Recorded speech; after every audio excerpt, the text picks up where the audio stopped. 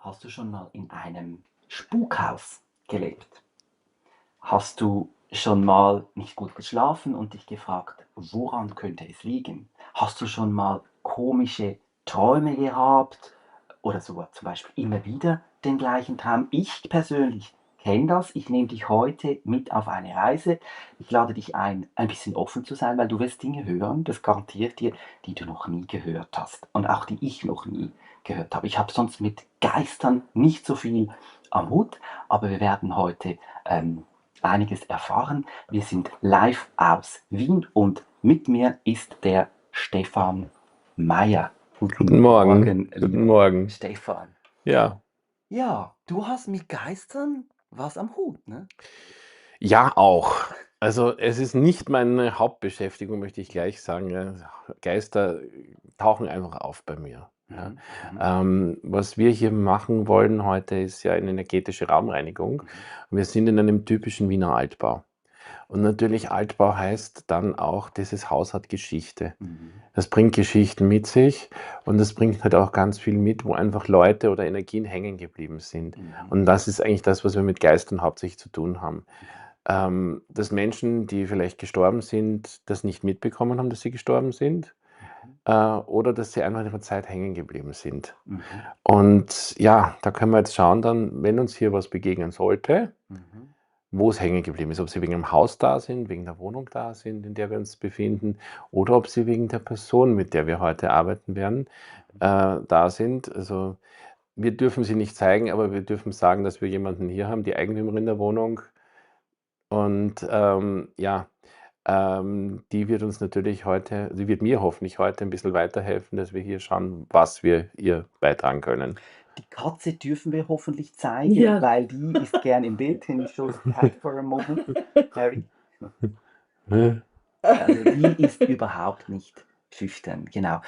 Also Und wir werden nachher wirklich, du wirst in eine Aktion treten. Geschichte, die ich vielleicht kurz dazu Ja. sagen darf, ja, Mhm. das haben schon die alten Ägypter gewusst, Katzen sind die besten Geisterjäger. Ah ja. Ja, Mhm. Katzen sind grundsätzlich immer gut darin, also wenn man die sieht, so mitten in der Nacht irgendwo ins Leere schauen, ja, Mhm.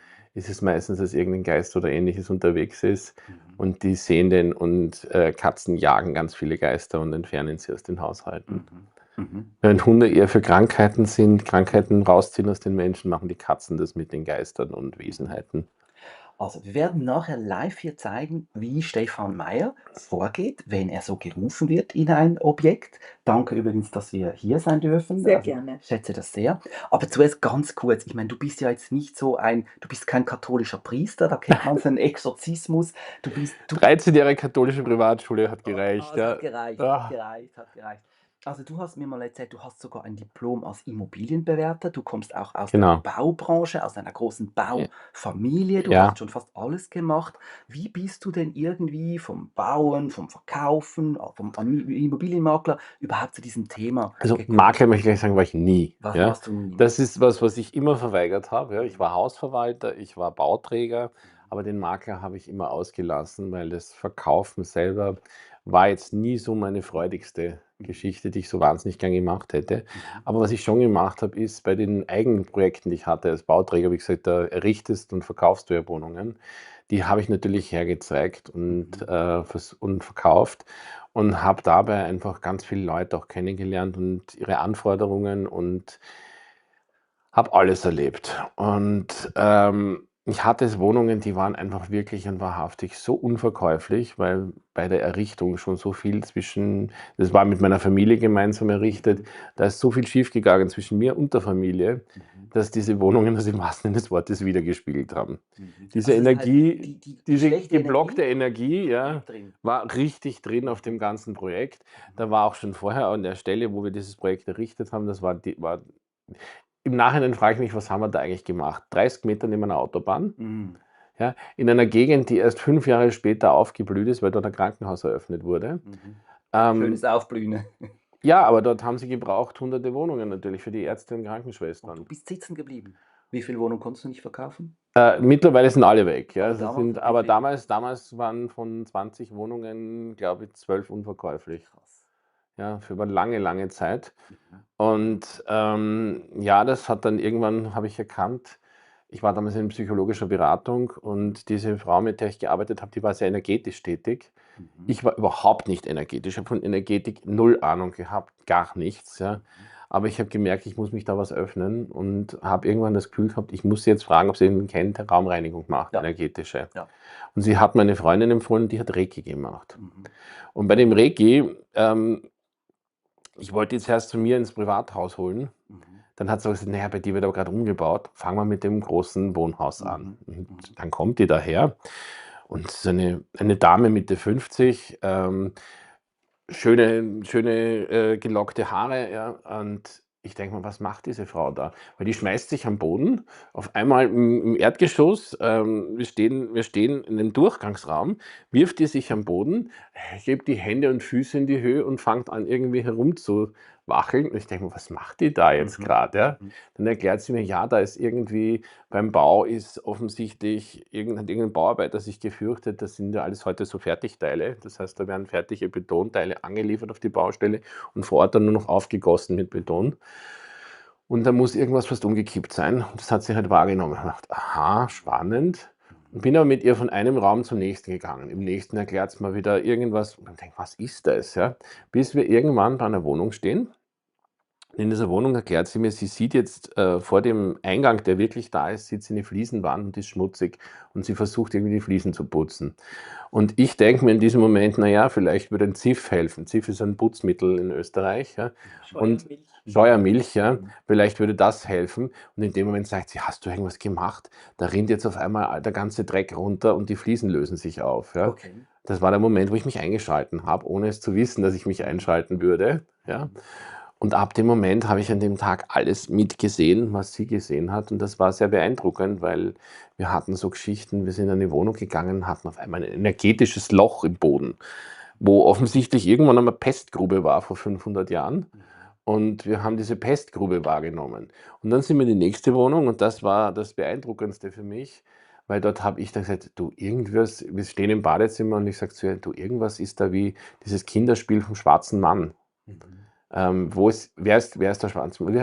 Wer hat Angst vom schwarzen Mann? Genau, so hat das geheißen. Und sie sagt, warte mal. Und dann hat sie mich gefragt, ob ich das in anderen Räumen auch noch wahrnehme. Dann haben wir 3 Räume identifiziert. Ein Schlafzimmer, das Badezimmer und das WC, wo diese Energie da war. Und sie hat dann dort eine Entität gefunden. Also das war wirklich mein erster Geist. Ja. Eine Entität, was ist eine Entität? Eigentlich Entität heißt definierte Energie, muss man tatsächlich sagen. In dem Moment, wo wir irgendwas einen Namen geben, so wie in unserem heutigen YouTube, wird das zu einer eigenständigen Entität. Wenn wir Energie reingeben, dann wird es irgendwann selbstständig, so wie ein Unternehmen oder ein Buch oder was auch immer wir machen. Je mehr Energie wir reingeben, desto mehr verselbstständigen sich diese Projekte und haben selber dann Anforderungen. Aber Entität in dem Sinn hat in dem Fall einen Geist gemeint. Ja. Also wirklich einen Verstorbenen. Ja, und sie konnte den auch befragen und hat festgestellt, er wusste nicht, dass er verstorben ist und hat sich einfach ein ruhiges Platzl gesucht, weil dort in der Wohnung nichts los war. Wenn in der Wohnung nichts los war, ja, hat er sich die genommen, weil er nicht gewusst hat, dass er verstorben ist, hat er eben das Klo und das Bad auch noch benutzt. Ja, Das ist nett. ja, ja. Also als einen blinden Passagier hattest du sozusagen. Genau, ja. Wohnungen, ja. Und für mich war das damals noch so ein Moment, ja, so ein richtiger, oh mein Gott, ja, das gibt's, ja. Und ich habe mir überhaupt nicht damit zurechtkommen können. Und dann sagt sie mir am gleichen Tag noch, du, bei dir zu Hause sitzt auch einer. Wo wir schon dabei sind. Ne? Ja, okay. Sitzt bei mir zu Hause auch einer. Möglich. Schauen wir vielleicht am Schluss noch. Schauen wir mal, ja. Sitzt bei mir zu Hause einer? Mehrere. Wir kümmern uns wie viel hast du denn hier schon gezählt? Ich zähle nicht. Ich zähle nicht. Ganz ehrlich gesagt, ich nehme sie meistens gar nicht erst wahr. Sie kommen dann, wenn ich eben mit jemandem in Interaktion bin, ja, dann merken wir, wenn welche da sind. Und zum Beispiel heute beim Aufsetzen von dem Live hatten wir das Thema schon und ich hätte sie so nicht wahrgenommen. Ja. Aber du bist nicht ins Internet gekommen. Nein, das hat nicht geklappt, mit dem richtigen Und Passwort. ich kannte dann die Chance, die wir haben, nämlich einfach zu sagen, liebe Wesenheiten, die heute zuschauen wollen, geht's bitte 5 Kilometer aus der Leitung raus. Eine Sekunde später hat es geklappt. Hilft bei Internetproblemen meistens, ja. Das ist ganz oft so, dass solche Wesenheiten, gerade wenn es um solche Themen geht, die sie treffen, gerne dabei sein wollen. Und halt, sie sind eine elektromagnetische Energie und damit blockieren sie einfach solche Internetleitungen. Ja. Mhm. Mhm. Und einfach kurz eine Zwischenbemerkung. Wenn du dich jetzt fragst, was machen wir hier? Der Stefan ist doch ein Minimalist. Ja, ich bin ein Minimalist. Ich versuche Dinge einfach zu machen. Ich versuche Räume leicht zu machen. Ich versuche Räume schön zu machen. Und das macht man natürlich, indem man den Gerümpel, den Ballast wegstellt, indem man es super einrichtet. Aber ihr kennt mich schon. Ich arbeite, das habe ich von Carlo Vania gelernt, oft mit Rosenwasser. Also wir waschen auch so Räume raus mit wunderbarem Rosenwasser. Da haben gewisse Leute schon gesagt, und damit kann ich sehr gut leben, wenn da. Und jetzt gehen wir einfach quasi noch einen Schritt weiter. Ich bin offen, ich möchte lernen, wie du das machst. Jetzt kürzen wir die Geschichte vielleicht ein bisschen ab. Also du bist eigentlich, wie sagt man dem, vom Regen in die Traufe gefallen? Ich Oder? bin dort vollkommen reingerutscht und dann habe ich irgendwie 2, 3 Jahre später habe ich die Techniken von Access Consciousness kennengelernt. Und über Access Consciousness ist es mir begegnet, dass ich so mit Geistern konfrontiert wurde, dass ich dort wiederum bei einem Spezialkurs gelandet bin, der hat geheißen Talk to the Entities, sprich mit den Entitäten. Mhm. Und damit hat dann das richtige Abenteuer begonnen. Und das Lustige war, ich habe dir das gestern kurz schon erzählt, ich bin reingekommen das erste Mal zu so einem Kurs, ohne zu wissen, was mich erwartet. Ich schlage willkürlich das Manual auf, das man mir gegeben hat, lande direkt bei einem Kapitel, das heißt Besuchszeiten vereinbaren. Und ich bin in dem ganzen Kurs gelandet, weil mich einige Tage vorher um 4 Uhr in der Früh irgendein Geist aufwecken wollte. Und weil ich nicht wach werden wollte und gesagt habe, lasst mich in Ruhe, ich möchte schlafen, haben sie mich um 4:30 in der Früh im wahrsten Sinne des Wortes aus dem Bett gezogen und geboxt. Ich kann mich nicht an mehr erinnern, aber ich kann mich erinnern, dass ich geboxt wurde mitten in der Nacht. Nicht sehr angenehm. Nicht sehr angenehm fand das Ganze, sondern finde ich diese Besuchszeiten. Und das ist nichts anderes, als dass du festlegst, wann du für die Geister erreichbar bist. Ja? Das ist für Leute, die eben wahrnehmend sind und die sowas haben, gibt die Möglichkeit zu sagen, ja, bitte, ihr könnt kommen jeden ersten Montag im Monat, ja, um 10 Uhr. Ja? Und entweder es kommen welche oder es kommen keine. Aber ja, wenn man sowas macht, wird es auf jeden Fall für die Leute, die das wahrnehmen können, sehr viel leichter. Ich frage schnell in die Runde, habt ihr auch Erfahrung mit Entitäten oder Geistern oder schweren negativen Energien? Mich würde jetzt noch wundern, du warst ja so ich nehme dich so als bodenständigen Typen wahr. Also Ich bin auch immer noch so, oder? ja. Bist du jetzt du hättest einfach sagen können, Humbug, Quatsch, weg damit. Warum hast du eben nicht verurteilt? So, warum warst du neugierig geworden? Warum hast du dich auf das eingelassen? Ich habe mich, wie gesagt, zuerst auf dieses Reiki dort eingelassen, weil ich eben gesehen habe, was dort passiert ist. Das Und ist habe dann entschieden, Energieheilung. Ich kenne ja, nicht. Reiki arbeitet mit Fremdenergien. Genau. Ja, Siehst du, ich weiß das gerade auch, das erinnert mich an meine Reiki-Ausbildung, da haben wir auch Räume gereinigt, habe ich ja. aber nicht weiter verfolgt. Okay, sag vielleicht in 2 Sätzen, weil ich weiß wirklich nicht, was. Reiki ist eine Geschichte, wo man mit die arbeitet mit einer Art Entität, soweit ich weiß. Bitte, ich bin kein Spezialist dafür.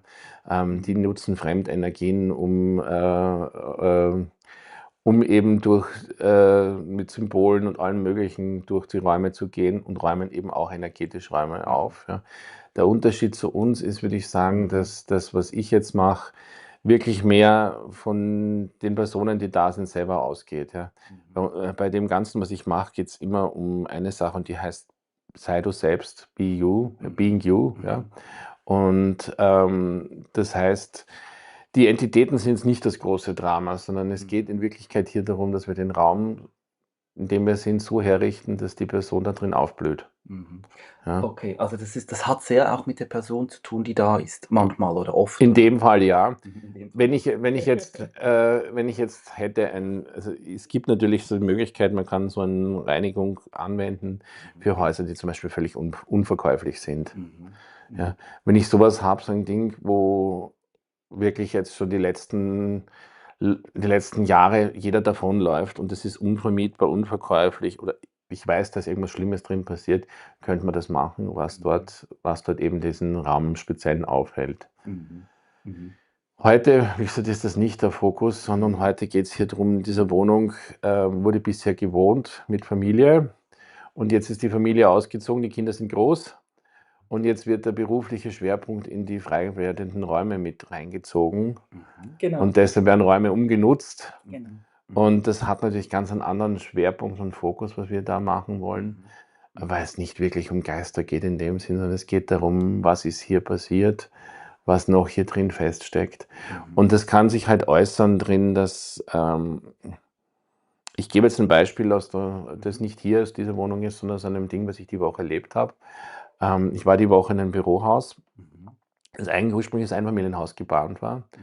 Und wo also das war ein Familienbetrieb und die Familie musste, wie sie in den 90er Jahren das Haus gekauft hat, für 2 Jahre zuerst einziehen und gleichzeitig dort arbeiten, bevor sie dann wieder sich ein eigenes Haus leisten konnte. Naja, und das hat sich natürlich Familie und Privat massiv durchmischt. Also war noch alles voll mit privaten Sachen teilweise, auch jetzt 30 Jahre später noch. Und es gab da drin einige Räume, die im wahrsten Sinne des Wortes in der Zeit stecken geblieben sind. Da wusstest nicht, ob es jetzt 1870 oder 2026 oder 2226. Ja. Es war völlig steckend einfach. Ja. Und in einem hat halt der Seniorchef gearbeitet über Jahre. Und da hat man mir gesagt, dass der dort immer, ab dem Moment, wo er dort eingezogen ist, immer jemanden neben sich haben musste. Der war nämlich der Chefprogrammierer von dieser Firma. Und wenn er niemanden neben sich hatte, ist er jedes Mal eingeschlafen. Wir haben einfach einen Gegenstand in dem Ding, in diesem Raum entdeckt. Ja. Die Vase, ne? Es war eine Vase, ja. Aber zuerst habe ich eine Statue, so eine Büste gesehen mit 2 sehr strahlenden Augen, so eine Frauenbüste. Ja. Ich habe gesagt, die ist es. Aber dann sind wir drauf gekommen, nein, die war es nicht. Es war eine ganz unscheinbare Blumenvase dahinter. Und die hat so eine Energie ausgestrahlt, dass der arme Mann da drin nicht arbeiten hätte können. Und dann war da drin noch, was ich sehr verstärkend fand, sehr viel Kunstblumen. Ich weiß nicht, was du von Kunstblumen hältst. Ja, Das ist ja was genau. Friedliches, was Totes, auch getrocknete Blumen. Nach Feng Shui symbolisieren die Genau. eher den Tod, also so die Stagnation. Und in dem Fall war es einfach so, die haben diese ganze Energie noch festgehalten. Ja, diese ganzen Kunstblumen, die waren wirklich in dem ganzen Haus verteilt, haben dieses ganze Stagnierende einfach noch mehr verstärkt und festgehalten. Und wie wir die rausgeschmissen haben und dann die dazugehörige Vase im wahrsten Sinne des Wortes auf der Straße zerdeppert haben und in einen öffentlichen Papierkorb geworfen haben, die Reste, war die Energie draußen. Der ganze Raum hat aufgeatmet und neu gelebt. Ja. Also ich habe jetzt ganz viele Aha-Erlebnisse, wenn du das erzählst. Ich habe natürlich all die Bücher gelesen über Clutter und dass das einem energetisch so zurückhält und warum es so wichtig ist, sich zu trennen, auch von vergangenen Dingen und seinen Space, seinen Raum wirklich nur mit Dingen zu füllen, die wichtig sind, geliebt, in Gebrauch. Jetzt verstehe ich es noch auf einer tieferen Ebene, also was da alles so feststecken kann. Ja, also manchmal sind es einfach in Gegenständen, manchmal sind Gegenstände oder auch Orte, das können Orte sein, und manchmal sind es sogar Menschen, die eben solche Energien im wahrsten Sinne des Wortes durchs All treiben können. Ja. Wir nennen das dann ein Portal. Ja. Und so ein Portal kann eben alles sein. Ja. Und das ist im wahrsten Sinne des Wortes, ja, oder eine Vase, aber auch Menschen. Ein Mensch kann Es auch gibt sein. Menschen, ja. Es sind oft Menschen, die in ihrem Leben irgendwie immer einen bestimmten Punkt festhängen und nicht weiterkommen. Und die vielleicht heute das und in 2 Minuten das anderes sagen. Ja.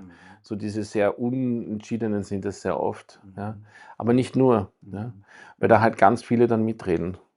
Da läuft nicht einer durch, der das redet, sondern da laufen ganz viele Stimmen gleichzeitig. Und dementsprechend ist natürlich diese Menschen auch beieinander. Aber wie gesagt, es gibt auch Orte und es gibt solche, die sind natürlich geschaffen. Und dann gibt es solche, die sind erschaffen worden. Und das war in dem Fall, die Vase war so ein Ding.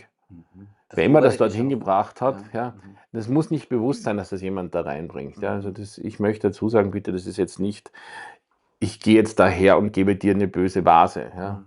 Sondern ich kann dir nicht sagen, wie diese Dinge entstehen, ich kann dir nur sagen, dass es sie gibt. Ja. Das will ich noch schnell, das ist für mich natürlich, habe ich noch nie gehört, außer so ein Science Fiction. Du sagst ein Portal.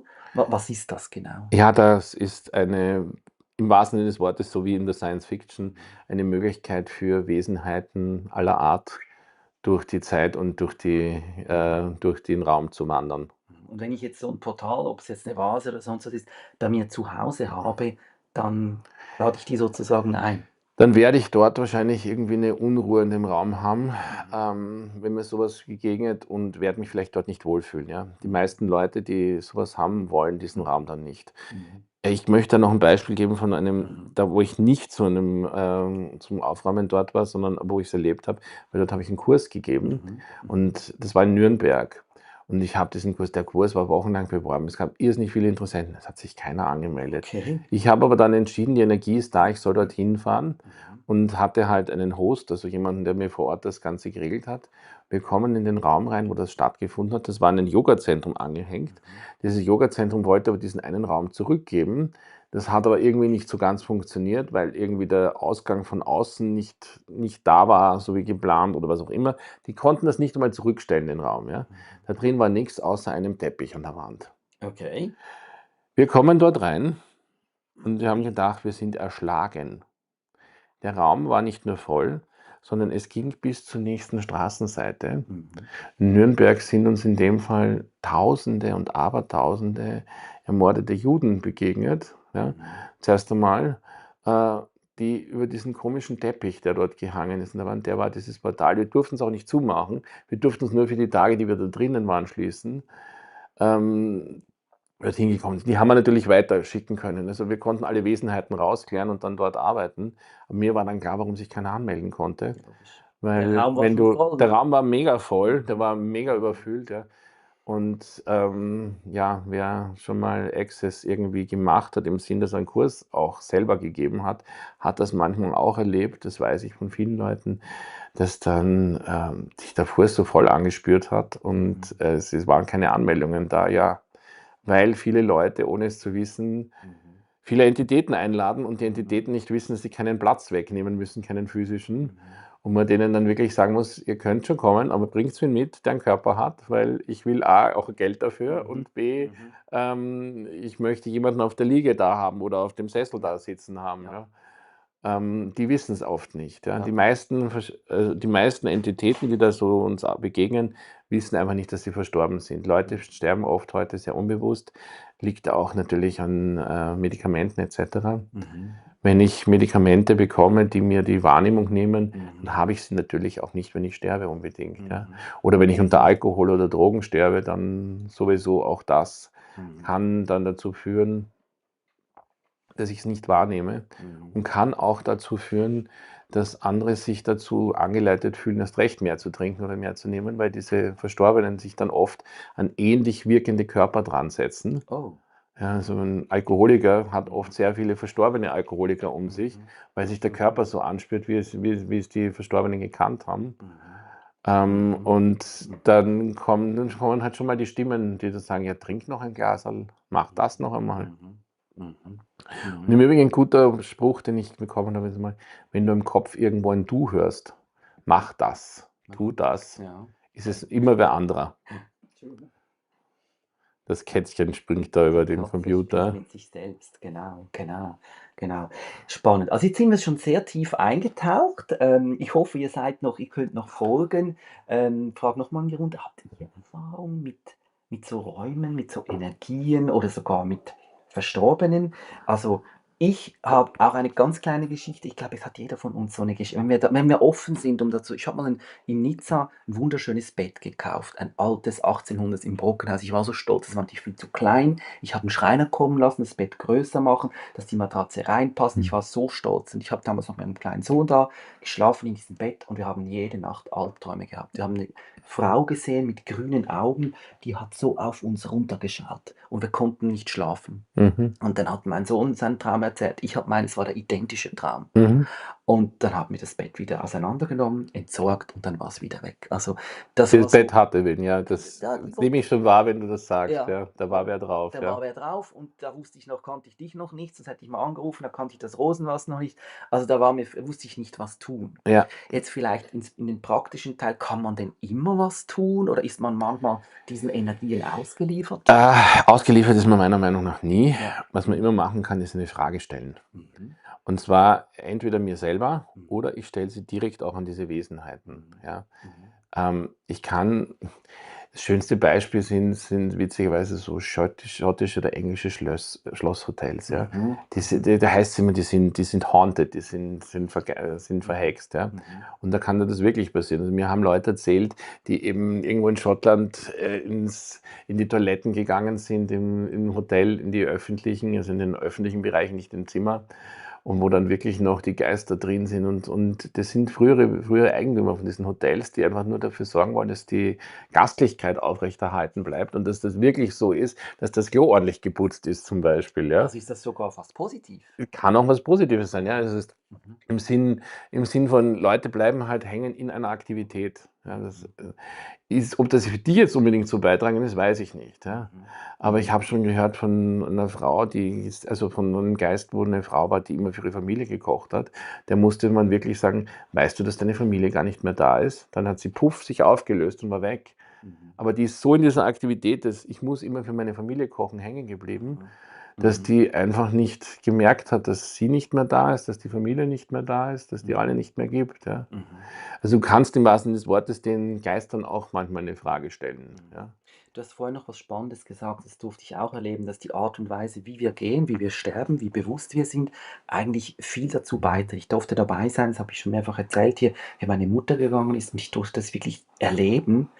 Und es war wunderschön. Also ich habe da gesehen, wie sie raus ist und wie sie da war und alle meine Geschwister haben geweint. Und ich habe nur gedacht, sie ist doch da, oder? Mhm. Und ich habe lustigerweise letzte Nacht von ihr geträumt. Ich saß neben ihr und ich sage, Mama, ich habe gewusst, es ist nicht vorbei. Du bist noch hier. Sie ist noch immer da, gell? Ja, natürlich ist sie Ja. da. Und sie war Ja. aber auch ein sehr bewusster Mensch. Und diese Verbindung ist sogar noch stärker geworden. Ja. Also ich bin sogar dankbar, dass Ja. meine Mutter noch da ist. Also Geister und so. Ich möchte dazu sagen, wenn Wesenheiten rumhängen, ist es ganz oft so, dass sie noch von irgendwem, der noch da ist oder der vielleicht auch von einer anderen Wesenheit, möchte ich nicht ausschließen, ja, noch gewünscht werden und diese Menschen sie festhalten.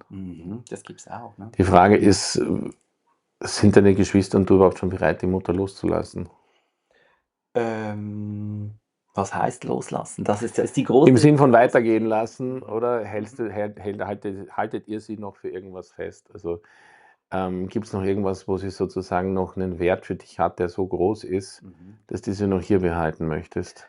Ist es denn schlimm, wenn man jemanden noch ein bisschen behalten möchte? Nein, nicht unbedingt, aber du kannst ja auch die Mutter selber fragen, ob sie eigentlich gerne weitergehen würde oder ob sie noch gern bei dir sein möchte. Ja, man kennt sehr oft, dass verstorbene Großeltern oder vielleicht sogar nicht, weil die Enkelkinder gekannt haben, noch da sind, weil sie das gut machen wollen, was sie als Elternteil versäumt haben. Ja, also da ist dann die Motivation sozusagen von der Wesenheit selber, aber meistens ist die Motivation kommend von der anderen Seite, also von den noch Lebenden, dass sie gerne jemanden noch haben wollen, wie die Katze möchte vor die Die Kamera. Katze ist, wir würden im Fernsehen sagen, Kamerageil. Ne? Ja. Ja, super. Also jetzt aber ganz praktisch. Also wir dürfen dich nennen, einen Vornamen. Ja, ja. Welchen Namen da passt? Barbara dürfen wir dich Barbara. nennen. So dürft ihr sagen. Wir dürfen auch Barbara sagen, sehr gut. Ich frage einfach, weil ich habe mich immer abgesprochen. Jetzt tue ich das Mikrofon ein bisschen verwenden. Vielleicht 2, 3 Fragen kurz an dich. Wie hast du, ups. Okay, so. Entschuldigung. Voilà, funktioniert das noch? Habe ich es, glaube ich, gerade ausgemacht. Das sollte man natürlich nicht die Idee. So, was ist jetzt? So. Ja, Barbara, was hast du gemerkt hier in der Wohnung, dass du gemerkt hast, da sollte vielleicht mal jemand wieder. Nein, na dann schon. Harry. Also prinzipiell ist es eben, wie der Stefan gesagt hat, ein Altbau und die Geschichte aus Nürnberg hat resoniert, weil also ich bin in dem Bezirk hier aufgewachsen und wirklich von Kinderbeinen kenne ich diese Gassen und Plötzeln und die Geschichte mit den Juden ist hier einfach präsent.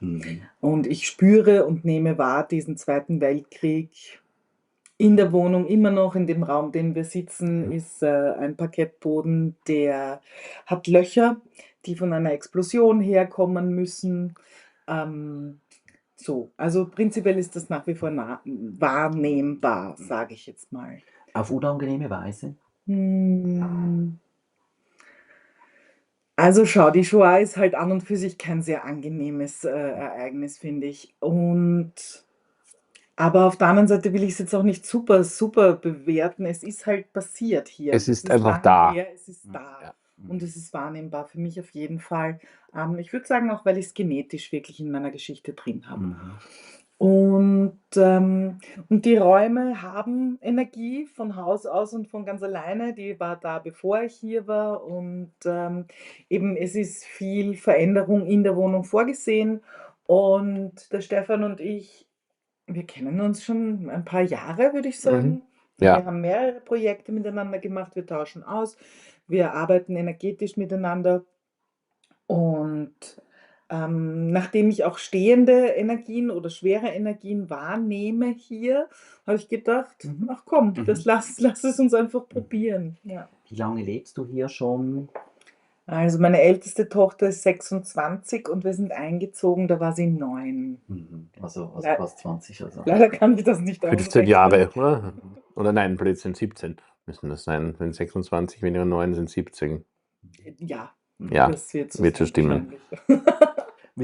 Willst du noch was sagen zur Ausgangslage und dann lasse ich dich loslegen? Ja, mich würde noch interessieren, Barbara, in welchem Punkt eures Lebens seid ihr hier reingekommen? War das so geplant? War das eine Notwendigkeit? Wie Also, kamt ihr das hier war so. dazu? Das war so. Die Gasse, wo du geparkt hast, da haben wir früher gewohnt, zu zweit. Also ich war Alleinerzieherin. Ich bin mit 23 das erste Mal Mama geworden und war allein mit meiner Tochter und war dann von ihrem 3. Lebensjahr bis zu ihrem 8. Lebensjahr mit einem Mann zusammen, der halt nicht der richtige Mann war, was soll ich sagen.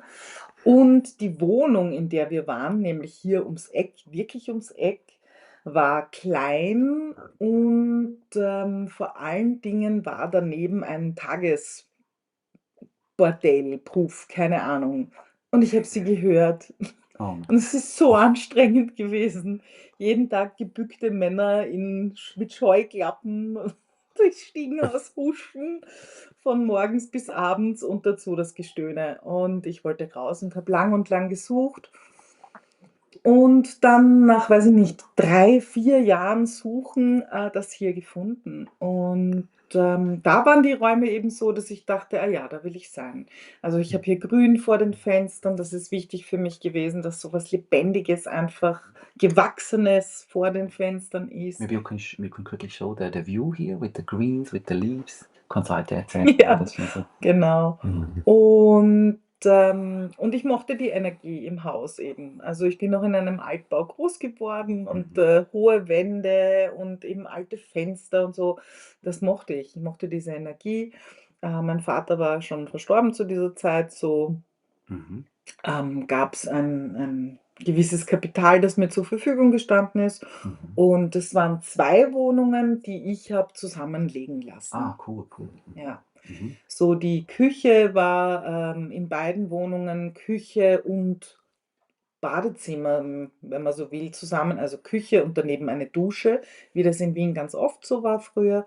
Und das habe ich eben verändern lassen. Es gibt einen Durchbruch hier. Also um nicht zu sehr ins Detail zu gehen, du hast es dir eigentlich bequem gemacht, du hast Ja. auch investiert, Ja. aber irgendwas war doch nicht so toll. Also irgendwas scheint dich schon, du hast es gespürt, oder wie? Nein, ich habe nichts gespürt, was mich geängstigt hat, weil ich ja diese Energien kenne. Ich bin aufgewachsen. Ich weiß nicht, ob dein Kind vielleicht jetzt in den Park gegangen ist, der hier ums Eck ist. Und da sind 2 Flacktürme. Und diese Flacktürme konnte ich sehen aus meinem Kinderzimmer aus. Ich bin wirklich aufgewachsen mit dieser Energie, auch mit meiner Großmutter, die mir viel, viel erzählt hat vom Krieg und meiner Mama, die einfach 1940 geboren ist und mit 4 Jahren, 5 Jahren, also das ist eine sehr wiffe, helle Person, meine Mutter, die sich auch gut erinnert. Und ich habe viel, viel energetisch mitgekriegt von Haus aus. So, es war was Vertrautes, nichts, was mich schreckt, ehrlich gesagt. Das ist das, was du gesagt hast. Du bist aber hier reingekommen Mhm. und was ist da passiert? Du hast gesagt, was hast du wahrgenommen, als wir vorhin da reingekommen sind? Ich habe wahrgenommen, diese Energie der Veränderung, die hier drin steht. Ja. Wie gesagt, die Barbara möchte ja, wie gesagt, diese Wohnung komplett anders nutzen, als sie es bisher hat. Sie tauscht wirklich Zimmer aus. Sie hat vor, hier Zimmer in ihren Nutzungen komplett zu verändern und zu tauschen. Und diese Energie habe ich wahrgenommen und dann nehme ich natürlich in so einem Altbau immer wahr, diese ganze Geschichte, die mitschwingt. Jetzt kommt dazu, ich habe als Hausverwalter gearbeitet. Das heißt, ich sehe auch Dinge, die jetzt wer andere nicht unbedingt gleich sieht in so Häusern, ja. Eben wo Renovierungsbedarf besteht, wo dieses oder jenes gerade getauscht gehört, gemacht gehört demnächst. Und das hier ist so ein richtig schöner Altbau, wo man sieht, das ist schon lange im Eigentum, weil es ist vieles nicht gemacht, auch im allgemeinen Bereich, was in frisch verkauften Häusern jetzt toll hergerichtet wäre. Das Haus ist schon lange im Eigentum, deshalb sind die Sachen nicht mehr so toll beieinander jetzt so optisch. Aber wir Ja. werden jetzt nicht das Haus Wir brauchen nicht renovieren, das oder? Haus herzeigen oder renovieren, aber es ist für mich einfach ein total wichtiger Punkt, das auch zu sehen, weil da drin sehe ich natürlich, wie sehr haben sich die Leute reingestürzt oder nicht reingestürzt, wie sehr wurde hier mit jeder Veränderung, die gemacht wird, ändern sich natürlich die Energien rundherum. Ja, und die Zusammenlegung hätte ich übrigens auch gesehen. Ja, das war mir klar, dass das hier 2 Wohnungen sein müssen, weil wir halt diese typischen Wiener Grundrisse haben. Ja. Gut, Ja. werden wir konkret. Was kannst du tun? Ich habe gestern mit dem Manfred, bei dem ich aufgeräumt habe, hat mir auch eine Geschichte erzählt. Und das ist eine gute Frage, komme ich nachher drauf. Und er hat gesagt, er hat 2 Frauen, Geistervertreiberinnen kommen lassen, es hat einfach nicht funktioniert. Also funktioniert es denn immer? Schaffst du es immer? Es würde ich davon ab, ob die Person, also nein, ich teile es auf 2 Punkte auf. Ja. Ist der Geist da wegen der Immobilie oder ist der Geist da wegen der Person? Wenn er wegen der Person da ist, dann muss die Person diesen Geist auch loslassen. Ja. Ja. Wenn diese Willigkeit nicht da ist, den loszulassen, dann wird es schwierig werden. Dann wird er auch nicht gehen. Birgit hat eine sehr interessante Frage. Wie unterscheidet man eigene von fremden Energien? Indem man eine Frage stellt. Die Frage, so einfach, so blöd sie auch klingt, ja, ist, wem gehört das? Ja, gehört es mir, gehört es jemandem anderen? Oder ich stelle auch noch dazu die Frage, gehört es etwas anderem? Und bei etwas anderem frage ich dann zunächst einmal, ob es der Erde gehört. Weil ganz viele Energien das machen wir vor allen Dingen sehr gern, wenn wir Schmerzen im Körper haben. Ja. Das ist jetzt ganz ein anderes Thema, aber gehen wir trotzdem kurz drauf ein. Ja. Wenn wir Schmerzen im Körper haben, stelle ich diese Frage immer, wem gehört das? Ja. Weil entweder übernehmen wir die von anderen Menschen, weil wir im wahrsten Sinne des Wortes im Vorbeigehen jemanden heilen, oder aber wir übernehmen es oft von der Erde. Wenn aber die Erde auch nicht leicht wird, dann frage ich, ist es eine Entität? Ja. Dann frage ich nach der Entität und meistens wird es mit der Erde schon leicht. Und bei der Erde kann ich im wahrsten Sinne des Wortes Energien an die Erde abgeben. Und wenn ich die an die Erde zurückgebe oder empfange auch von der Erde, dann ist uns beiden beigetragen. Mir tut es nicht mehr weh und die Erde hat, was sie gebraucht hat. Jetzt du sagst, man kann fragen, also ist das etwas, was wir alle vielleicht mal ein bisschen mehr probieren sollten? Unbedingt. Und wer wirklich mehr haben möchte, wie gesagt, ich arbeite mit den Techniken von Access Consciousness. Ich kann es sehr empfehlen, einen Kurs zu machen da drin. Ja.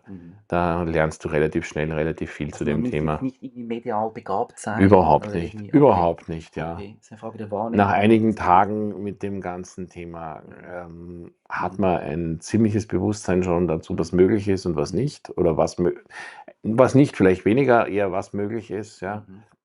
Und kann schon relativ viel verändern oftmals. Spannend, spannend. Ich würde sagen, jetzt haben wir lange genug geredet. Dann möchte ich dich mal bitten, zur Tat zu schreiten. Ich bin da gerne der Mikrofonhalter, oder wenn ihr das gerade nicht versteht, schreibt es rein und ich frage mal dazwischen. Aber jetzt würde ich sagen, Bühne frei. Barbara, dann fangen wir mal hier in diesem Raum an, wo wir jetzt sind. Ja.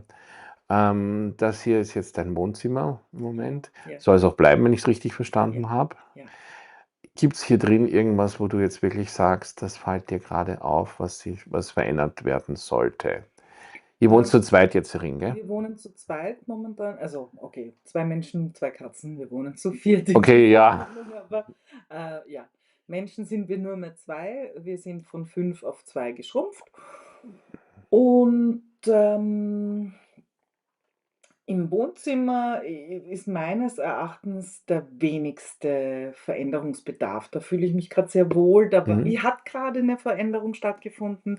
Stefan, du hast gesagt, nur Dinge, die auch wirklich Sinn machen oder irgendwie, also entklattern. Das habe ich mit den Büchern gerade hinter mir in diesem Raum, sind wirklich ausschließlich Bücher, die ich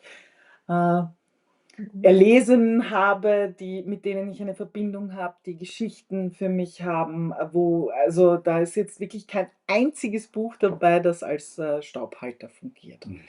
Das ist ein super Gefühl. Also wie ich das getan habe, war das einfach sehr, sehr angenehm und dem Raum zugänglich, sage ich mal. Mhm. Mhm. Und es war auch super, eben ganz viel Bücher loszulassen. Mhm. Mhm. Und genau, insofern habe ich das Gefühl, der Raum ist der ist gerade Wenigstens noch. ja, der ist so am wenigsten chaotisch und da ist irgendwie, das sind die Sachen, wie sie sein sollen und genau. Ich habe Angst, dass die Katze hier das Kabel durchbeißt. Sie beißt gar nicht. Meinst du nicht? Ja, Dann ja, ist okay. nein, Also, nein, sie beißt okay, nicht. sorry. Genau.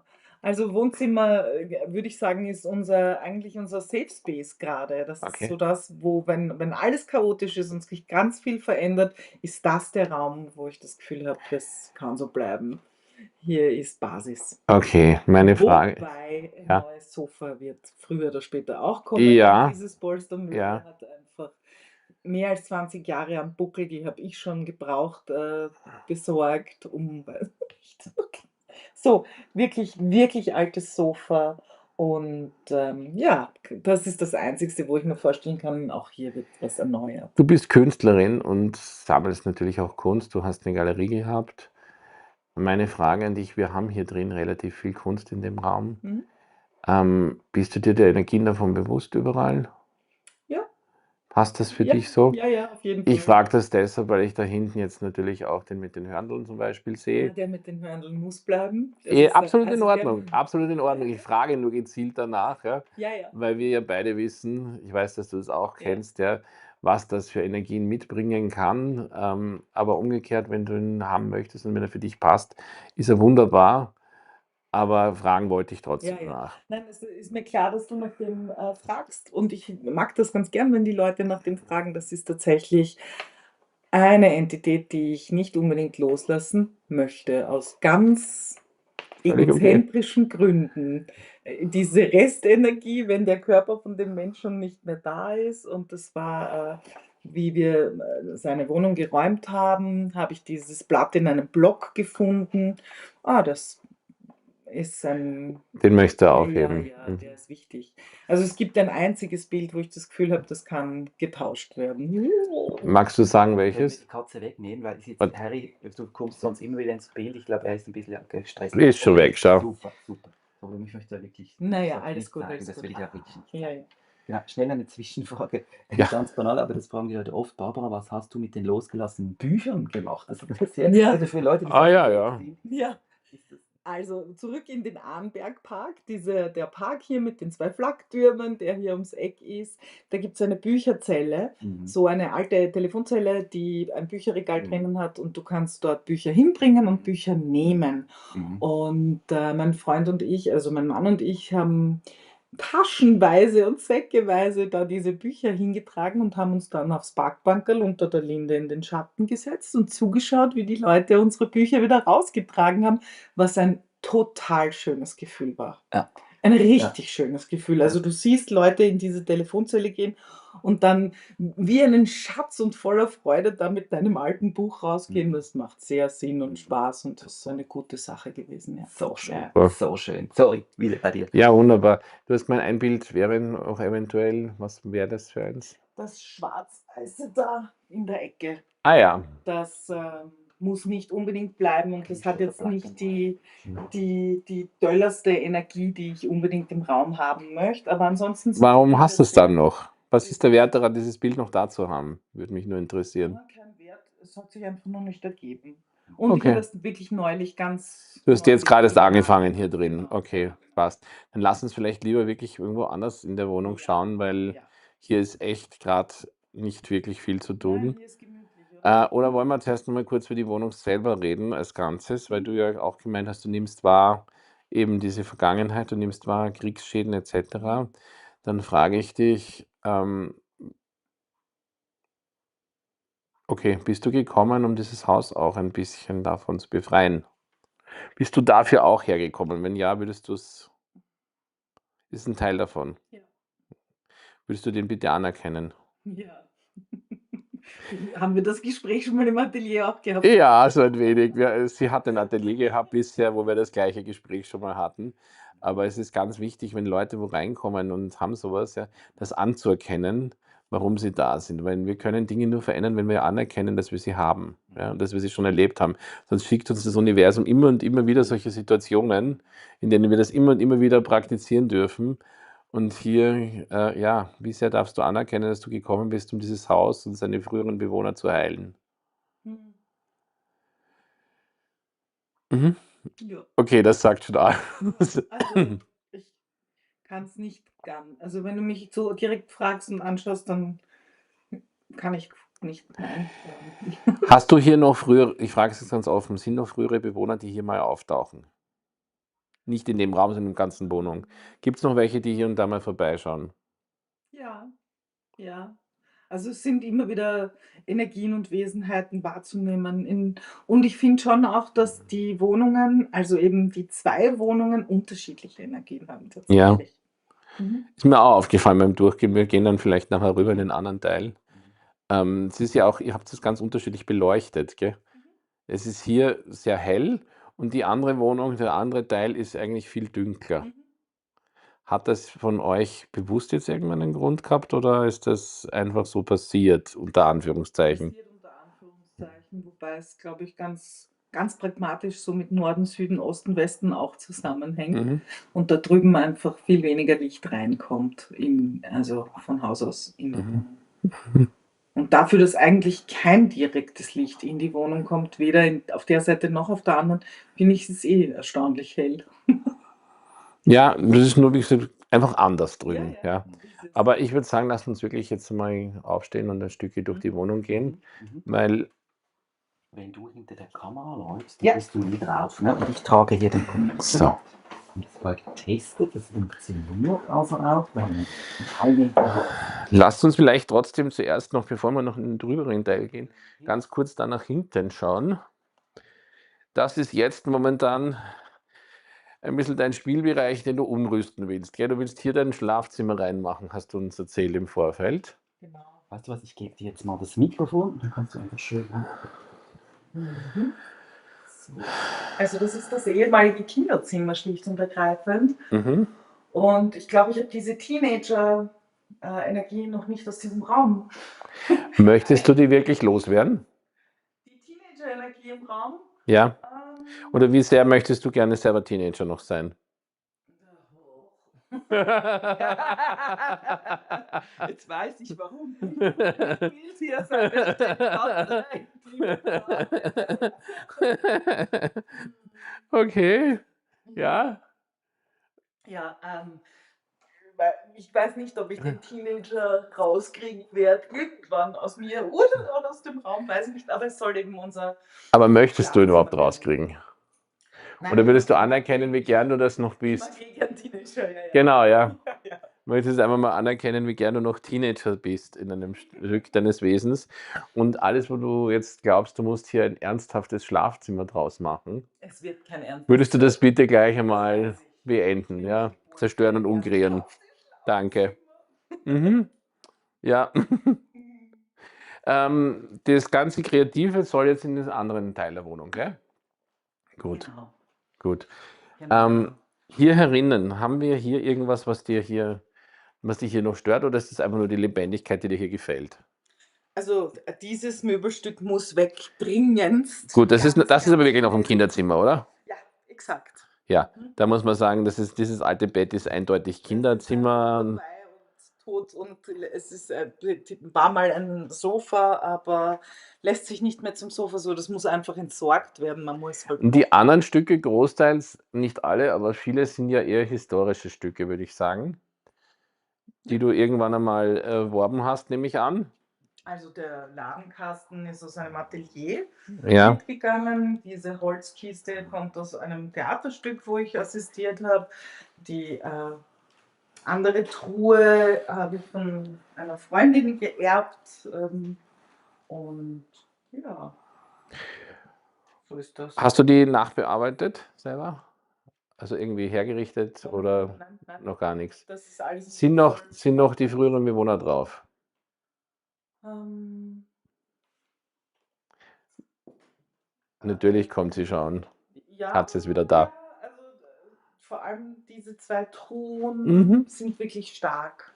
Und das kann gut sein, das ist eine Geschichte, die ich einfach auch erlebt habe. Es ist nicht diese Truhe, sondern diese Truhe hier. Ah nein, die ist draußen. Okay, es gibt noch eine Truhe in dieser Wohnung, die ich bekommen habe. Und von einem Dachboden, und ich war auf diesem Dachboden und sage, wow, das ist ein toller Dachboden. Okay, wie viele hast du mitgenommen von dort? Ja, einige. Das Okay. sind sicher einige. Weißt du, Brauchst du die noch? Nein, Haben die noch was mit diesen Truhen zu tun oder sind die einfach nur mitgegangen? einfach nur mitgegangen. Okay, können wir sie jetzt gehen Ja, lassen? ja. Okay. Alle, die jetzt hier sind und die jetzt gehen wollen, jetzt mache ich dieses Clearing, das ich da immer spreche. Wahrheit, wer seid ihr? Wahrheit, wer wartet davor? Wahrheit, wer wartet davor und Wahrheit, wer wartet davor? Und Wahrheit, wer wartet davor? Und Wahrheit, wer werdet ihr in der Zukunft sein? Wahrheit, was seid ihr? Wahrheit, was wartet davor? Wahrheit, was wartet davor und davor? Und Wahrheit, was werdet ihr in der Zukunft sein? Und Wahrheit, was ist noch euer Job? Wahrheit, was war der Job davor? Was war der Job davor? Was war der Job davor und davor? Und was wird euer Job in der Zukunft sein? Nehmt jetzt bitte alle euer Gepäck und eure Abdrücke und geht jetzt. Hat sich was verändert, Barbara? Also ich glaube, es geht nochmal, aber es ist leichter. Es sind noch welche Tage.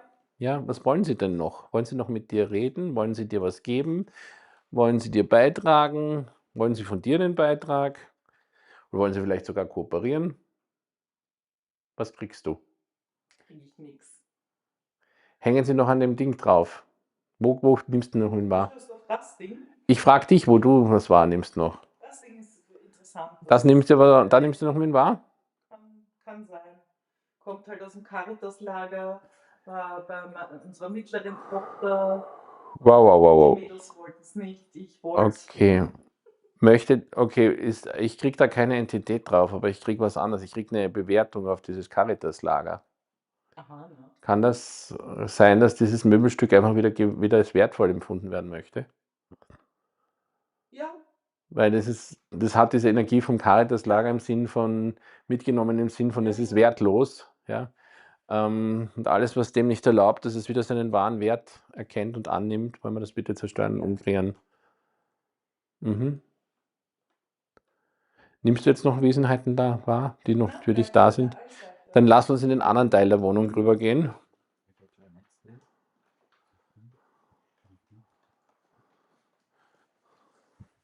So.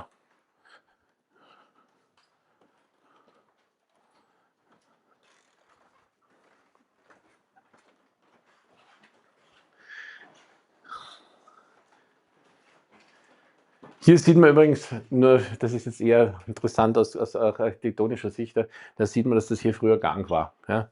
Das ist ein typisches Gangfenster, ein altes. Und das war auch einmal ein Gangklo irgendwo da herinnen, die 2 Räume wahrscheinlich beide. Oder? Also das war der Eingang. Hier war eine Mauer. Ah ja, okay. Okay. Der Teppich ist eigentlich da, um die Unebenheit Um die Unebenheit auszugleichen, ja. Aber man sieht, dass das hier eben zusammengelegt wurde und dass das hier das war aber ein Stück Gang, gell? Ja. So, gehen wir mal da nach hinten.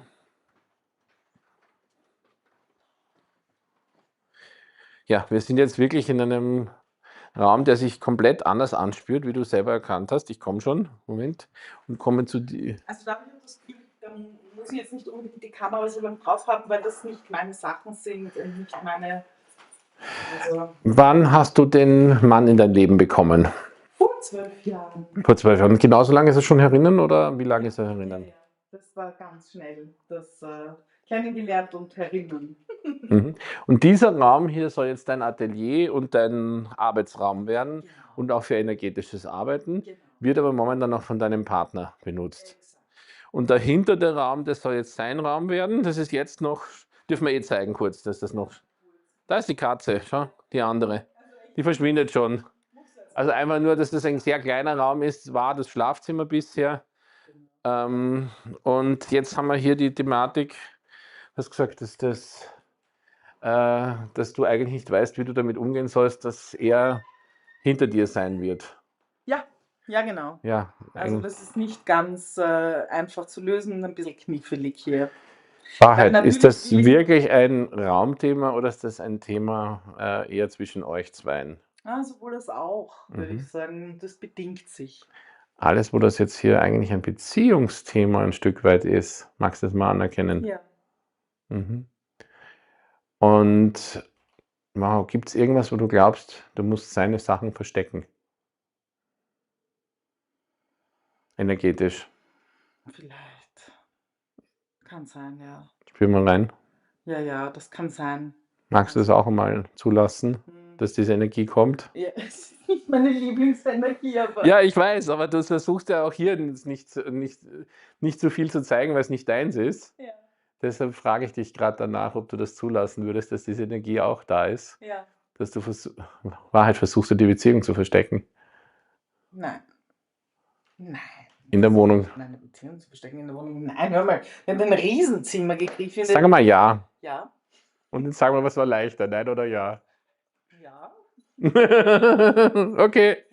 Und alles, was das ist es wirklich deins? Oder hast du das übernommen, diese Energie, dass du das verstecken musst? Nicht meins. Okay, das bringt mich jetzt zu einer ganz bösen Frage, Wahrheit. Nimm es mal wahr, ja, egal ob es jetzt wirklich so war oder nicht, wir können es ja historisch nicht nachweisen, aber Wahrheit wurde hier drin bei versteckt. Gut möglich, klar. Was kriegst du? Kriegst du ja? Ja. Kriegst du ein Ja? Ich krieg auch ein Ja.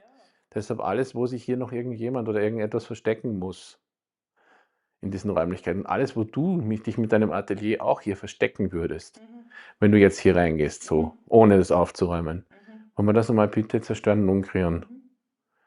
Ja? Und mal auflösen, weil Wahrheit, wer steckt hier noch? Wer oder was steckt hier noch und wer versteckt sich hier noch? Und Wahrheit, wie viele, du hast gesagt, du glaubst, es hat einen Bombentreffer gegeben oder du weißt, es hat einen Bombentreffer gegeben? Nicht in diesem Raum tatsächlich. Also der Ja. Boden hier schaut anders aus als drüben. Ja, aber drüben gab es einen. Ja. Und wissen wir sonst im Haus wegen Schäden, wie das kaputt war oder nicht? Weiß man irgendwas? Weiß ich nicht. Weiß nicht, ob es weit runtergegangen ist. Wir sind hier nur im ersten Stock, muss man dazu Genau. sagen. Deshalb manchmal sind hier die Häuser nur in den oberen Stockwerken abgebrannt oder erwischt worden. Okay, aber alles, wo sich die Leute hier gefürchtet haben oder wo hier wirklich was passiert ist, wollen wir mal diese ganze Energie bitte jetzt zurückschicken in die Zeit und an die Menschen, die das damals gespürt haben. Ich glaube, dass es sogar Erster Weltkrieg ist und nicht Zweiter. Erster. Mhm. Das geht sich nämlich aus mit dem Haus, vom Alter vom Haus. Ja, klar, ganz locker. Wobei da war noch nicht so viel Zerstörung in Wien.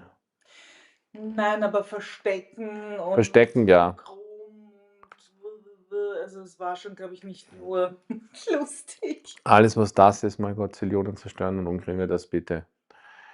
Wahrheit, sind jetzt noch Wesenheiten hier, die du wahrnimmst?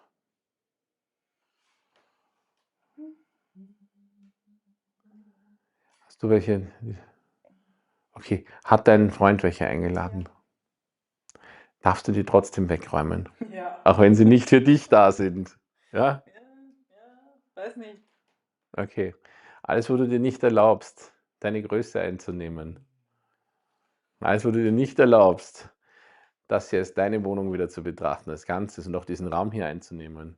Magst du das bitte zerstören und umkreieren? Ja, gerne. Bitte, gerne. Und Wahrheit, die Wesenheiten, die wir jetzt hier finden, sind die wegen dem Raum da? Sind die wegen deinem Freund da? Sind die einfach da, um wahrgenommen zu werden? Was kriegst du? Wegen meinem Freund. Okay. Wollen Sie uns sagen, was Sie von ihm wollen? Weiß nicht. Es ist ein Raumthema. Es geht wirklich um Raum. Raum nehmen, Raum geben. Es ist so, es hat was Raumiges. Okay. Ja, sind wir wieder bei einem Beziehungsthema. Nach so vielen Jahren, warum seid ihr nur befreundet, unter Anführungszeichen, ist Beziehung und nicht irgendwie irgendwas Verbindliches? Ja. Habt ihr eine Untermietvereinbarung oder irgendwas, dass er hier auch irgendeine Form von Recht hat? Nein. Mhm.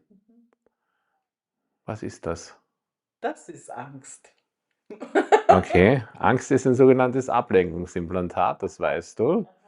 Das heißt, Angst für euch alle, die dazu schon Ablenkungsimplantate sind so tiefe Gefühle, wie eben Angst, wie Zorn, wie Wut, wie Hass. Und hinter denen verbirgt sich immer eine andere Energie. wenn wir da dahinter schauen. Deshalb möchte ich mal alle Ablenkungsimplantate Angst bitte zerstören und umkreieren. Was kommt denn dahinter?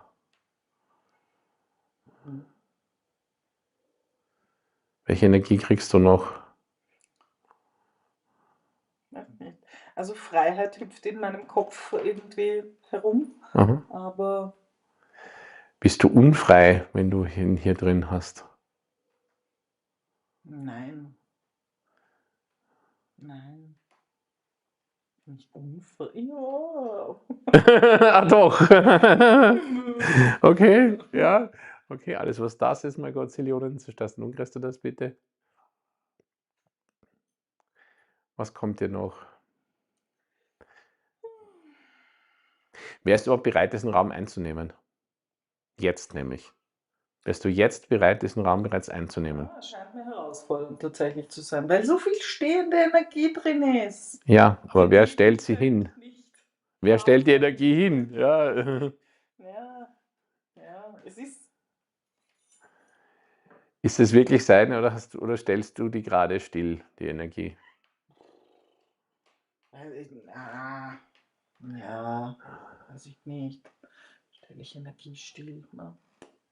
Wie sehr versuchst du den Stillstand hier zu bewahren, um nicht weitergehen zu müssen? Nein. Wahrheit? Dann wärst du nicht da. O- Wahrheit, du Okay, wärst ja, nicht ich hier, wäre nicht da, das Stefan. stimmt, ja. Glaube mir. Aber trotzdem, wie Wenn ich sehr den versuchst du, Zustand wie sehr bewahren versuchst wärst du, nicht hier nein, zu aber Hause. wieso versuchst du, wie sehr versuchst du es jetzt trotzdem noch ein bisschen? Ein letztes Stückchen noch. Ja, vielleicht. Das letzte Kippchen. Weißt die Gewohnheit und so, was weiß ich. Wobei ich empfinde mich ja schon, also ich bin Du schon bist hier total dabei. weit schon gekommen, keine Frage. Ja. Unbedingt, ja, bitte. Ich meine, allein, dass wir wirklich da sein dürfen, ja. Es war nicht leicht, wen zu finden, der das hier auch auf Kamera haben möchte und zulässt, ja. Vielen Dank dafür nochmal.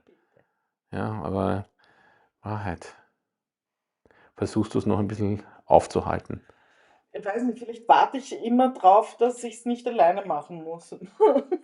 Okay. Wen oder was brauchst du dafür, dass du das machst? Naja, also euer Besuch zum Beispiel hat schon jetzt geholfen, sage ich mal. Ich habe mich zwar sehr gesträubt und wirklich, das war jetzt so ein paar Tage Zirkus und am Abend werde ich putzen und ich werde aufräumen, ich werde weitermachen und am Abend war ich fertig wie streichfähig einfach und habe nichts gemacht. Und ja, und deswegen schaut es auch jetzt, glaube ich, so aus, wie es ausschaut. Also es ist auch schon noch so ein Und magst du Stück. anerkennen, dass es genau richtig ist, wie es jetzt ausschaut? Ab- Für das, dass wir das hier machen können, dass wir hier überhaupt arbeiten können. Ja. Okay, alles, was das nicht erlaubt, mein Gott, Zillionen. Zerstören und umkreieren, bitte. Mhm. Und für alle, die nicht wissen, was mal Gottzillionen heißt, das ist einfach eine Zahl größer als Gott.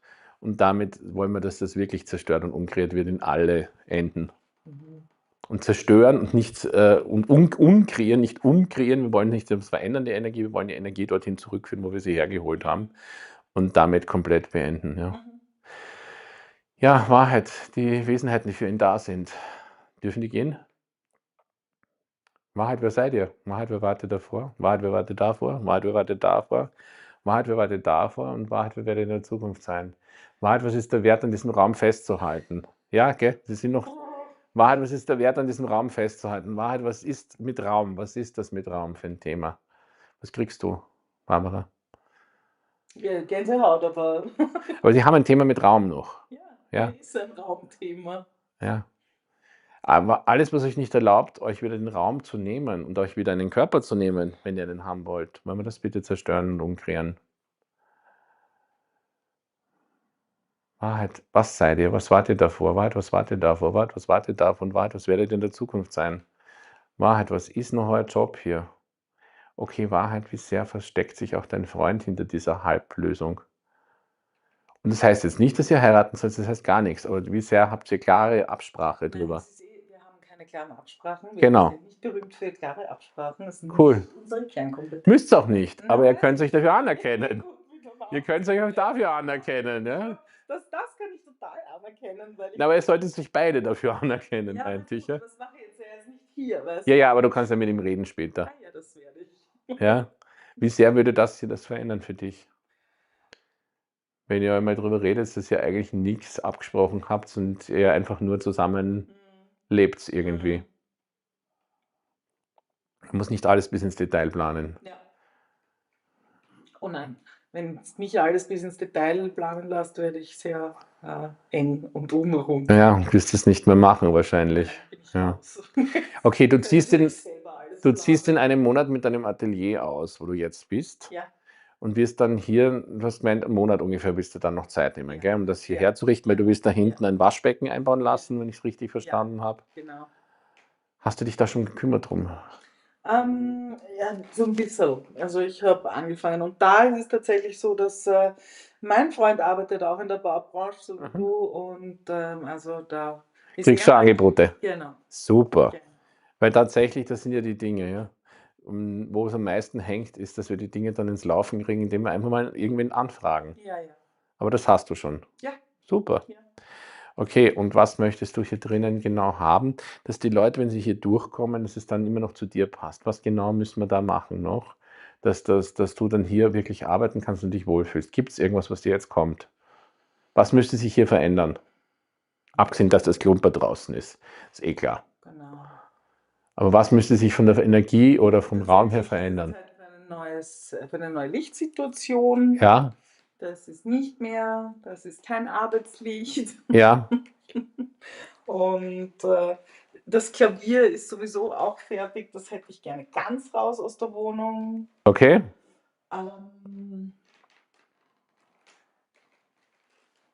Naja, also weißt du, es wird eben Ateliermöbel. Räumst du diesen Raum einmal aus, nehme ich an, Ja, oder? Komplett. Ja. Oder wie ist das gedacht? Das ist gedacht, dass der mal ganz leer ist und Okay. dass vor allen Dingen dieses Waschbecken passiert. Mhm. Kriegt das Waschbecken, bleibt das auf dem Parkettboden oder kriegt das drunter was anderes? Was anderes. Mhm. Also der ganze Raum kriegt einen anderen, oder ich stelle mir vor, ich möchte einen anderen Boden. Solltest du auch das nämlich jetzt bald einmal angehen. Das ist es nämlich, was mir auch auffällt. Weil, Wirklich einen Laminatboden, weißt du, wenn die Leute an der Wand malen oder am Boden malen, es ist nicht der alte, fleckige eben Parkettboden, der auch wirklich viele Jahre am Buckel hat und ich weiß nicht aus welcher Epoche. mhm. Also der ist Mhm. wirklich ein alter Boden. Okay, wir bleiben beim, ja. Gut, das heißt, in Zukunft sollen die Leute hier reinkommen und sich hier, du möchtest hier aber arbeiten und deine Energiearbeit machen. Habe ich das richtig verstanden? Oder teilt sich das in Zukunft auf?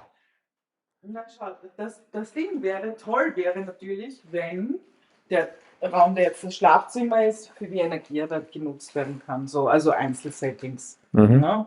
Das Mhm. wäre schön. Aber es lebt ein anderer Mensch hier und irgendwohin muss es ihn geben. Er braucht Raum. Das verstehe Natürlich, ich. ja. Und wo soll ich den hin tun? Weil im Schlafzimmer möchte ich das Computer-Musikmach-Chaos nicht haben. Im Wohnzimmer sehe ich es jetzt auch eigentlich nicht. Mhm. In meinem Arbeitsraum geht es überhaupt nicht.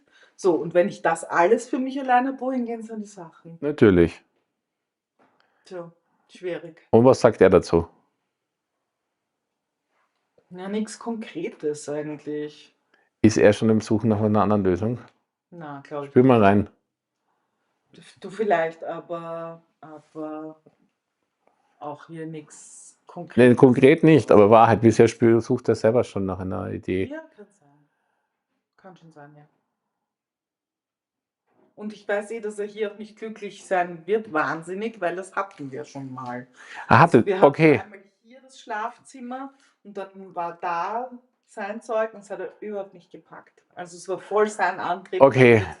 Benzin Cool, und aber das ist eine ganz wichtige Information, die du uns jetzt gerade gibst, weil das heißt, wir können den Raum da hinten eigentlich nicht wirklich für ihn nutzen. Für dich ist das klein, das wissen wir, da drinnen, um jetzt dein Arbeitszimmer da reinzumachen, ist viel zu klein. Nein, eine Massageliege, was du ausmalen, ein Ja. Vorhang und nur eine Massageliege, das ist kein Thema. Nein, Das ist kein Thema.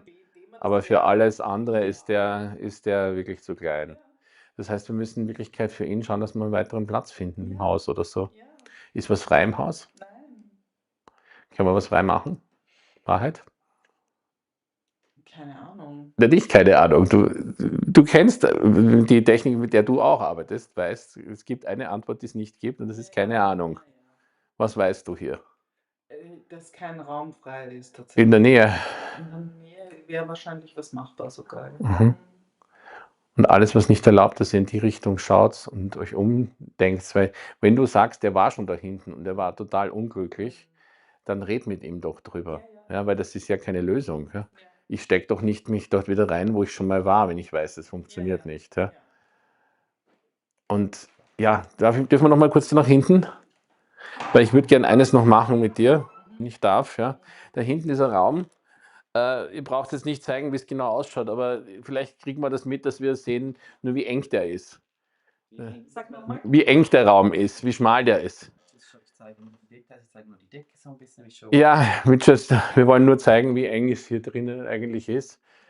Magst du diesem Raum einmal erlauben, dass er sich ausbreitet, energetisch, dass er breiter wird? Und ich meine, du bist die Künstlerin, du weißt selber, was es. Nein, das meine ich auch, aber was es ausmachen würde, wenn du hier was Weites an die Wand machst. Was die Weite reinbringt. Ja? Weil das würde dieser Raum wirklich haben wollen. Okay, die Katze nicht unbedingt. Die schaut so drein, die will in Ruhe gelassen werden, wir sollen wieder gehen. So ehrlich muss man sein, die andere Katze. Die nicht kamerageile Katze schaut sehr deutlich und sagt uns, nein, bitte geht's wieder raus. Haben wir noch neue Sachen da? Magst du mal schauen, Stefan?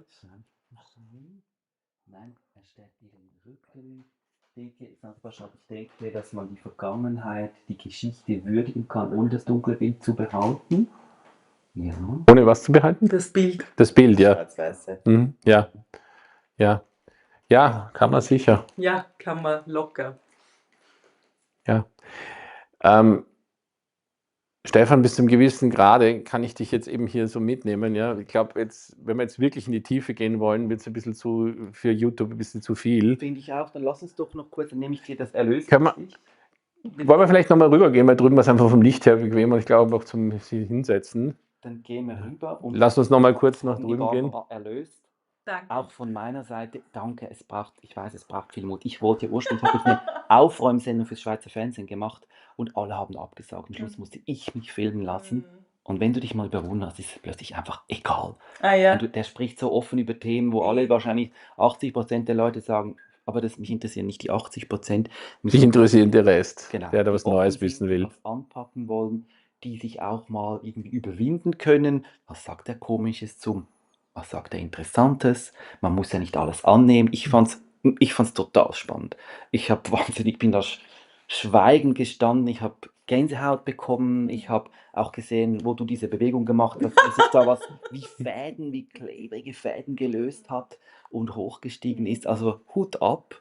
Das waren mehr als nur so ein paar Zaubersprüche aus Harry Potter. Ne? Also, gehen wir doch noch mal rüber. Ja, Other room now. Lass uns noch mal kurz rübergehen, genau. Das ist.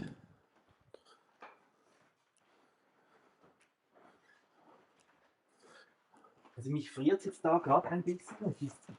Es ist ein bisschen kühl, irgendwie so chilly. Und da habe ich natürlich auch gespürt. Hast du mich noch. Entschuldige, lass mich wieder nach hinten, weil. Also, ja, genau. So. Hoppala. Gut, also auch vielen Dank, dass du mir das so gezeigt hast. Ich wusste nicht, dass das so war.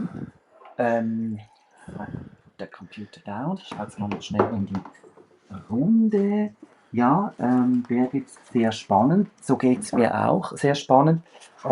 Jetzt vielleicht mal ich habe natürlich sehr wohl, was du gemacht hast. Ich habe gemerkt, dass du eingangs erzählt hast, dass das doch oft auch mit den Menschen zusammenhängt. Ja. Ist das der häufigere Fall? Ja, Also, dass wir nicht einfach ehrlich gesagt ja, aber ich wollte euch hier kurz was zeigen. Ich habe da was mitgebracht. Das ist im Moment noch auf Englisch, weil es noch nicht übersetzt ist. Aber einfach nur kurz, dass ihr seht, ich hätte hier für den Zweifelsfall einen Ablaufchart im wahrsten Sinne des Wortes, wie wir danach fragen können, Wow. ja, ob es überhaupt mit einer Entität zu tun haben. Gehen wir es mal nur kurz durch. Ja. Haben wir es mit einer Entität zu tun, ja oder nein? Wenn es eine Entität ist sie da für die Person, für das Haus oder ist sie einfach unbewusst? Mhm. Also unbewusst sind die eben unbewusst gestorben sind. Ja? Mhm. Dann bei der Person kann es wiederum sein, dass die Person Talente hat mit Entitäten, also Fähigkeiten hat und das vielleicht gar nicht weiß, dass sie Entitäten hören kann. Mhm. Sie kann warten auf jemanden oder auf Mhm. etwas. Oder es ist eine ungelöste Beziehungssache. Mhm. Ja? Mhm. Eine unerlöste Beziehung. Und dann gibt es noch da eine Person, die auf Drogen oder Alkohol gestorben ist. Ja? Dann gibt es natürlich diese unbewussten Entitäten, die können nur unbewusst sein, die können auch Alkohol oder Drogen haben oder ein posttraumatisches Stresssyndrom. Das sind die, die im Krieg gestorben sind. Die haben natürlich noch einen unerlösten Stress. Ja? Sind sie fürs Haus da, können es ehemalige Besitzer sein oder es kann ein Portal sein. Also wie gesagt, ich habe sogar ein Ablaufchart, ein eigenes bekommen, mit dem wir das hier durchgehen können, wo es notwendig ist, aber wie du siehst, ich brauche es nicht wirklich. Ja, Ja. ja. Ich habe es mir mitgenommen, weil es noch ein paar andere Sachen drin gibt. Mhm.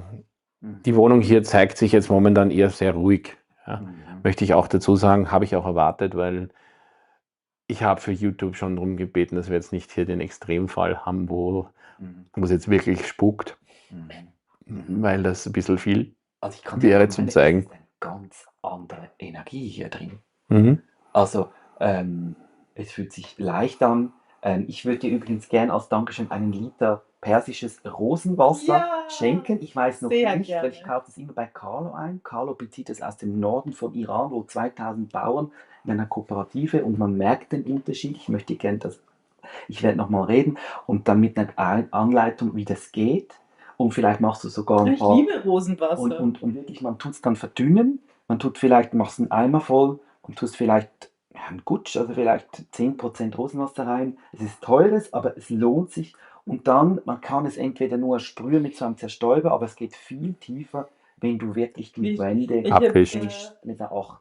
von meiner Lehrtherapeutin Kunsttherapie, also mit der haben wir immer die Tische vor Session zwischen den Wow. Klienten mit Rosenwassern gemacht. Und was ich den Leuten immer sage, das hast du auch angesprochen, dass du es tun wirst, macht die Räume leer. Ja. Die Leute Ja. sträuben sich dagegen. Nein, ich zupfe das weg. Nein, alles Nein, geht weg. raus. Alles geht weg. Raus. Du setzt den Raum Rosenwasser auf 0. Ja. Bringst diese neuen, ich glaube, die Kombination Ja, von dem. Das unbedingt. wunderbar. Und Und vor allen dann- Dingen, du siehst dann das erste Mal wieder, was in dem Raum los Genau. ist, weil darf nochmal zurückgreifen auf das, wo ich die Woche war. Ja? Natürlich. Das ist dieses Wohnhaus eben, was eigentlich ein Büro ist. Ja? Wir sind in das eine Zimmer reingegangen, wo jetzt der Programmierer dieser Firma drin ist. Und dort waren so 80er Jahre schwarze Kinderzimmermöbel im wahrsten Sinne des Wortes. Diese Kästen mit den Glasfronten vorne, die so eckig nach oben gegangen sind. Ja? Richtiges 80er, 90er Jahre Möbelmarkt-Feeling. Ja? Das ist denen nicht mehr aufgefallen. Ich habe gesagt, bitte schmeißt die Kinderzimmereinrichtung raus. Ja? Das haben die gar nicht mehr gemerkt da drin, weil die da einfach so drin waren und das so normal war und brauchen tun sie es nicht. Ja? Und sie können den Raum problemlos mit neuen Bürokästen ausstatten, ja? Aber einfach, weil es keiner mehr gemerkt hat. Dann haben wir auch gesagt, bitte Raum ausräumen und stellst was Neues rein, damit der arme Mann da drinnen, in dem Fall war es so, dass dieser Raum sich so abgetrennt vom Rest gefühlt hat. Ja? Der da drin sitzt, hat sich so abgetrennt gefühlt, damit der wieder dazugehören kann. Richtet ihm das ordentlich ein einmal, macht es leer und richtet es neu ein. Ja, und genau das sind oft die Sachen. Und wenn wir nicht ausräumen, sehen wir es nicht. So ein eindrückliches Beispiel. Also ich sage dann immer, lasst los. Jemand hat hier auch geschrieben, lasst das Bild los und so. Natürlich, es ist nicht an uns, auch nicht an mir als Aufräumcoach den Leuten zu sagen, was sie los, aber es ist so ein Input. Und Aber ich möchte auch sagen, bei dem Bild jetzt, um auf das zurückzukommen, ja, ich kriege schon, dass in dem Bild noch mehr steckt. Das ist nämlich genauso eine Energie, über die wir vorhin gesprochen haben. Und dass die Barbara das noch nicht losgelassen hat, wundert mich jetzt nicht. Wir werden dann nachher, wenn die Kamera aus ist, nochmal drüber reden, weil ich kriege, da ist noch was dahinter mit dem Bild. Das ist ein übermaltes Bild. Spannend. Jetzt hat er gesagt, das ist ein übermaltes Bild. Das machen wir nachher. Wir sind auch schon fast am Schluss. Ich habe noch 2, 3 simple Fragen. Also du bist natürlich jetzt tief im Thema drin. Ja. Aber du hast auch gesagt, man kann selbst beginnen. Was sind so die 2, 3 wichtigsten Tipps, wenn man jetzt ohne jetzt besondere Begabung ein bisschen das anwenden möchte? Worauf muss man achten? Sich öffnen. Und zwar öffnen heißt in dem Fall wirklich zu schauen, dass ich alles, wo ich glaube, ich habe Angst oder so, erkenne und ganz bewusst, also wir nennen das Barrieren senken. Ja? Das ist nichts anderes als alles, wo ich merke, ich hänge irgendwo. Dann stelle ich mir vor, also ich nehme immer das Bild von einer Burgbauer und so einem Burggraben, ja? Dass ich diese ganzen Burgmauern, die da sind, mit meinen Händen in den Boden senke, absenke und reindrücke, wegdrücke, wirklich bis sie weg sind. Und wenn sie hängen, dann drücke ich nochmal drauf, ja? Und lasse den Boden verschwinden. Und anschließend empfehle ich, dass man sich ausdehnt. Wir Menschen sind nicht so groß wie unser Körper, wir sind viel größer. Weil wenn wir die Augen zumachen und nehmen uns wahr, dann merken wir, wir können genauso den ganzen Raum einnehmen. Wir können nicht nur den Raum einnehmen, wir können auch das ganze Haus einnehmen. Wir können, wenn wir wollen, bis ins 700. Universum weitergehen und wir werden immer noch wahrnehmen, dass das nicht unsere Grenze ist. Und wenn wir uns so ausdehnen und die Barrieren dabei senken, eben dieses wirklich Runterfahren von allem, was uns abhält, und aus dem Raum heraus dann herangehen und dann die Frage stellen, was ist es, was mich jetzt hier wirklich stört, dann wird wahrscheinlich ganz Interessantes rauskommen. Und dann kann ich auch in einen Raum, der eingerichtet ist, noch gehen und sagen, aha, da ist es jetzt, aber das ist der Punkt, den ich jetzt sofort entfernen kann. Ja. Und ich meine, du bist der Minimalismus-Coach, aber den Leuten, die irgendwas ausräumen beginnen, empfehle ich immer, greift die ersten 3 Dinge, die ihr erwischt, die ihr merkt, dass die nicht mehr in dem Raum zu suchen haben, schmeißt sie sofort raus und das macht es ein paar Tage lang und ihr werdet sehen, was sich schon verändert. Total spannend. Ich sage ja oft den Ansatz, ich habe bei mir 1000 Kilo Dachstock geräumt in einem Tag, den wir gefilmt haben. Da haben wir Schatzsuche gemacht. Das würde ich jetzt anders benennen. Das ist quasi die negativen Schätze, also die Geistersuche, oder Ja, das, was energetisch, die Löcher, die energetischen Löcher, weg damit. Ne? ich sag Ehrlich immer die weg damit. Sachen, die kaputt sind zum Beispiel, ja, wo ich weiß, ich werde sie nicht reparieren oder ich finde sie niemanden, der sie repariert auf die Schnelle, die schmeiße ich sofort raus. Ja. Oder wenn ich, Alltagssituation, wenn wir zu Hause ein kleines Büro haben, wie viele von uns haben 5 Locher und 4 Hefter und ich weiß nicht was und wir benutzen immer nur den einen. Ja. Da schmeiße ich die anderen doch einfach weg. Ja, Ja. so toll. Ja, So toll. weil So das toll. kostet nur Energie. Das hält mich nur auf. Absolut. Absolut. Ich musste das auch selbst erleben dürfen, erfahren. Ich hatte irgendwie 50 Leuchtstifte und die ganze Schachtel Post-its und dann habe ich mich gefragt, wie viel brauchst du wirklich? Also die Frage ist nicht, was könnte man brauchen, sondern was brauche ich wirklich? Weil dann kriegst du die Leichtigkeit. Ja.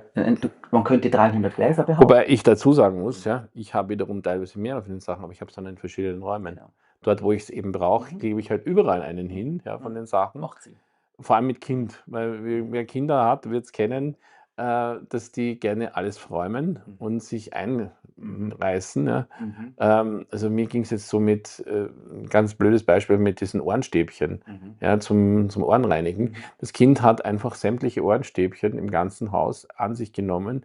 Ich habe jetzt einfach 2 Packungen nachgekauft, nach dem Motto, wenn sie die eine erwischt, finde ich vielleicht für die andere den Platz, wo sie es nicht sieht. Ja, Ja. das ist KISS. Einfach eine einfache Strategie. Zum Schluss noch 1, 2 Sachen. Ich beginne was Neues. Ich habe das noch niemandem gesagt. Ich sage es hier zum ersten Mal. Du weißt es schon. Ich mache eine Sweet Spot Community mit Menschen. Du bist dabei. Ich freue mich total. Auch Leute, die bei mir Kurse gemacht haben, sind dabei. Kostet 49 Franken im Monat. Den Link findest du unten in der Beschreibung. Es sind auch so coole Typen wie du und ich dabei. Und eben noch andere, die jetzt hier dabei sind. Ich habe einen Fixtermin am 1. Dienstag im Monat. Wenn ich dir so zuhöre, ich habe so die Vision, das spreche ich jetzt auch zum ersten Mal aus. Es sind echt sehr spannende Menschen dabei und ich habe so die Vision, dass eben ein Event pro Monat, den mache ich, wo ich ein monatliches Thema habe. Dann sind wir auf der Plattform, wo wir uns austauschen. Es geht um dranbleiben, um loslassen, um einfacher machen, um mehr das Leben zu leben, das wir wirklich wollen.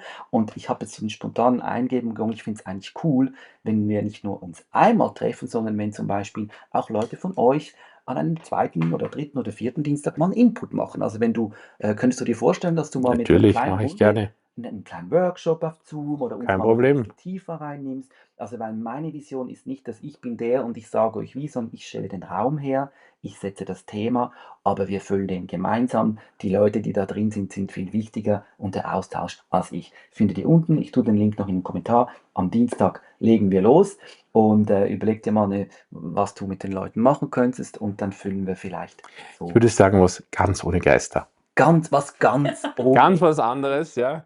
was ganz anderes. Ich denke Richtung Beziehung und Familie. Beziehung und Familie. Finde ich sehr spannend.